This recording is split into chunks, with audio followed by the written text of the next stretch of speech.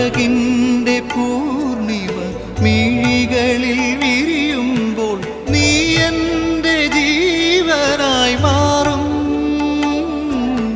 അനുഭൂതി പൂക്കും നിൻ മിഴി